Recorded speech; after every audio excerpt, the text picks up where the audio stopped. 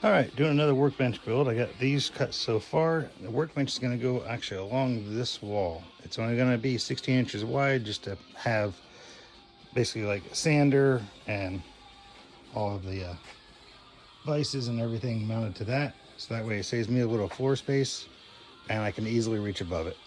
And this is going to be more of a freestyle. I have no plans for this. And this table, I'm not going to try to bolt together or screw. I'm actually going to cheat and I'm using the framing nailer.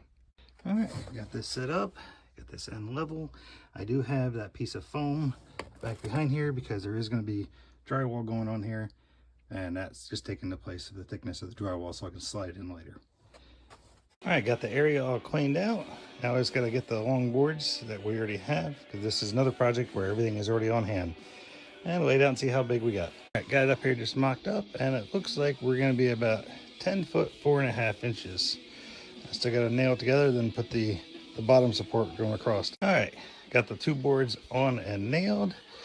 Did notice that this one actually is warped a little bit, so maybe I'll get the sander out and sand it a little bit smoother. But now I just got to do something on the bottom and then actually fasten this end to the wall so it doesn't move.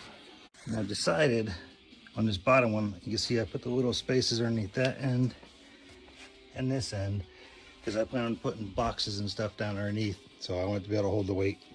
All right, made the decision that I am going to actually use a couple of these boards on the underside, drill down through, and then bolt these together, and then fasten it to the supports on the wall, just to give it a little more stability so the boards won't wobble back and forth, rock.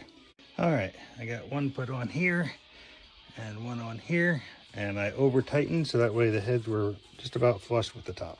All right, opposite side, I'm going to put a couple supports underneath where I just put those two boards on there. So this is a rough idea how to do one. Each one for you could be a different size, but pretty much you get your 45s cut, then you're going to put another flat board here and a flat board here to make fastening it easier. All right, all four flat pieces are cut. I got them stacked up so that way I can just drill down through. So pre-drill so these don't split out when I fasten them to the back side of these. And I should say that these are also designed for more of downward pressure, not for upward. But now you can see roughly how they're going to go. So this will hold down and keep the pressure down. I'll show you once I get it fastened. All right, and you can see how I got that mounted on there, and it's screwed in so that way it doesn't fall off, but all the pressure is going down, so it's going to push against. So as long as it's held in spot, it won't go anywhere. All right, and the second one is on, and if anyone is wondering if I do reuse my lumber, well, there's the plans for a table that you can see in another video. And just for your knowledge, these brackets aren't designed to hold a house or anything crazy. These are just little utility brackets just to keep this stabilized so it doesn't move around on me. That's all those are really for. And here's the truth about a lot of shops. When you're doing things, you just make do to hold your board where you need to so you can do cuts and whatever else you need to do. All right, I got the bottom boards cut and put on. Now I got to fasten them, and I'm going to do the same thing I did with the top ones as far as drilling through and then bolting another board to them just to keep them even. All right, and now I'm going to be asked why I have a gap underneath there. And I can tell you, the thing I hate is not being able to sweep. So this way I can get the shop broom under there easily.